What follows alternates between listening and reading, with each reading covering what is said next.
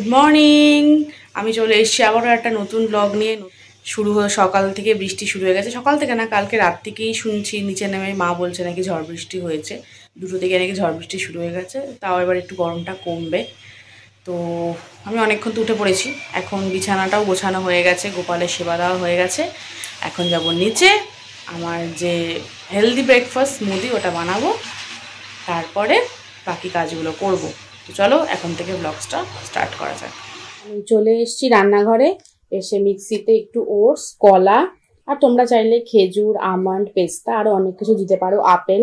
আমার ঘরে আপেল ছিল না বলে আমি শুধু কলা দিয়ে পেস্টটা বানিয়ে নিয়ে আমি আমার মাগে ঢেলে নিলাম। এবার ব্রেকফাস্টটা করে নেব। ব্রেকফাস্ট করে আমি ওপরে চলে এসেছি আর রেডিও হয়ে গেছি। এখন যাব জিমে।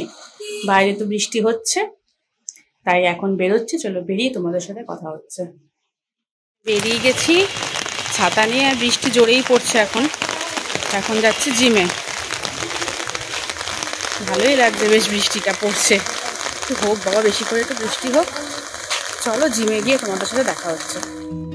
এই বৃষ্টি না এক একজনের কাছে এক এক রকমের, কারোর কাছে ভালোবাসার, কারোর কাছে আবেগের, কারোর কাছে কষ্টের। তাদের ঘর বাড়ি নেই, তাদের কি অবস্থা বলো তো। এই হচ্ছে জিম, আমি এখন জিমে ঢুকছি।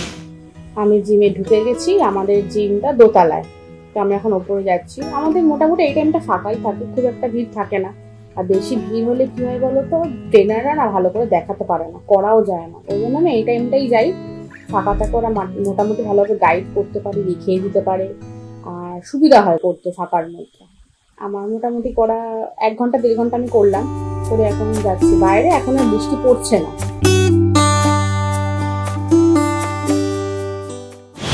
আমি বেরিয়ে গেছি জিম থেকে, এখন আর সেই সাবওয়েতে বাড়ি থেকে যাচ্ছি। এখন বৃষ্টিটা একটু ধরেছে, চলো বাড়িতে গিয়ে দেখা হচ্ছে। জিম থেকে এসে ফ্রেশ ট্রেশ হয়ে চান হয়ে গেছে, পুজোও হয়ে গেছে। একটু কাজ ছিল ল্যাপটপে, সেগুলো করলাম, করে এখন যাব নিচে লাঞ্চ করতে। তো চলো তারপর তোমাদের সাথে দেখা হচ্ছে। লাঞ্চ টাঞ্চ করে একটু শুয়েছিলাম, এখন 5:30 বাজে।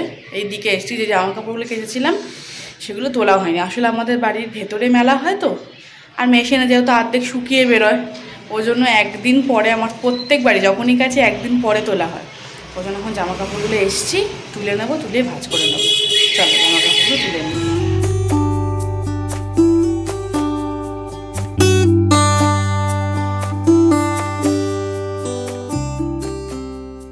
আমার জামা কাপড় ভাঁজ করা হয়ে গেছে।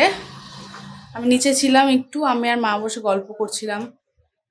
এই রান্না বান্না, কি রান্না হবে কি হবে এগুলো কথা বলছিলাম।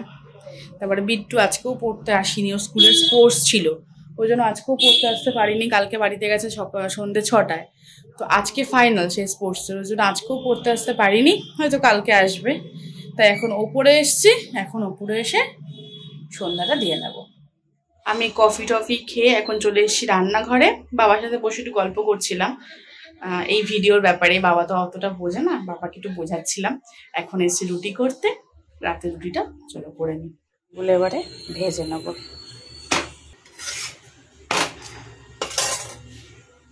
আমার রুটি করা হয়ে গেছে, এবার রুটিগুলো এই একটা তোয়ালে দিয়ে ঢেকে দিলে তাহলে কি গরম থাকবে। আমি রুটি করে ওপরে চলে এসেছি। এখন একটু ল্যাপটপটা নিয়ে বসবো, একটু ভিডিও দেখবো, তারপরে যাব নিচে গিয়ে ডিনার করব। আর তোমাদের সাথে একটা জিনিস শেয়ার করি। আমি তো আগেই বলেছিলাম যে ইউটিউবে আসবো, আমার সেরকম কোনো ইচ্ছে ছিল না। এখনো যে মানে এটাকে প্রফেশন ভাবে নেব সেরকম কোনো ব্যাপার না। আমি আসলে ভিডিও করতে ভালো লাগে, এডিটিং জিনিসটাও আমার খুব ভালো লাগে, খুব ন্যাক আমার এই জিনিসটার ওপর। তো আমার যখন অনেক বয়স হয়ে যাবে, চুল পেকে যাবে, দাঁত পড়ে যাবে, তখন আমি এই ভিডিওগুলো দেখবো যে আমি এক একদিন কি করেছি, মানে সারা লাইফে আমি কি করেছি, আমার এই ভিডিওগুলো রাখা থাকবে। তোমাদের সাথেও শেয়ার করা হলো, আর ভিডিওগুলো আমার মেমোরিতেও রাখা থাকলো। তো এই জন্যেই আমার এগুলো করা। তো আমি বলেইছি যে আমি একদম সিম্পল হাউসওয়াইফ, তোমরা দেখেই বুঝতে পারবে হয়তো আমার ভিডিওতে। তখন ভাবলাম ঠিক আছে, আমার ডেইলি রুটিনটা শেয়ার করি, আমি কি করছি না। আমার মতো আরও অনেক গৃহবধূ আছে যারা এই রোজ কি করছে না করছে সব তুলে ধরছে তোমাদের সামনে। তো আমিও ভাবলাম ঠিক আছে, তাহলে আমিও একবার করে দেখি। হ্যাঁ, একটু হয়তো ভালো হচ্ছে না, খারাপ হচ্ছে, চেষ্টা করছি। আমি দিনের পর দিন ইমপ্রুভমেন্ট করার চেষ্টা করছি, তোমাদের জন্যই করছি, তোমাদের ভালো লাগে। আর জানো তো, এই ভিডিও করা নিয়ে না আমার বর আমাকে খুব বকছে, এটা ভালো হচ্ছে না, ওটা ভালো হচ্ছে না। যেহেতু ফটোগ্রাফার, ও একদম মানে নিখুঁত জিনিসটা চাইবে, যে এইটা এরম হচ্ছে কেন, ওটা এরম তুমি ঠিকভাবে ক্যামেরা ধরোনি, তুমি কেন ভাবে ধরছো, মানে এরকম। সুতরাং আমাকে প্রচণ্ড গাইড করে, প্রচণ্ড। আমি মাঝে মাঝে রেগে যাই, রাগ করি, হ্যাঁ আমাকে এরকম করে বলছে, আমি তো এখনো কিছু জানি না, সবাই নতুন নতুন করছি। তারপরে ভাবি যে না, আমার তো ভালোর জন্যই বলছে, আমি তো জিনিসটা জানি না, আমারও শেখা হয়ে যাবে। তো এই কারণেই করা।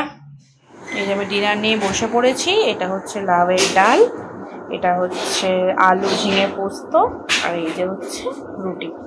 চলো ডিনারটা করে নিই।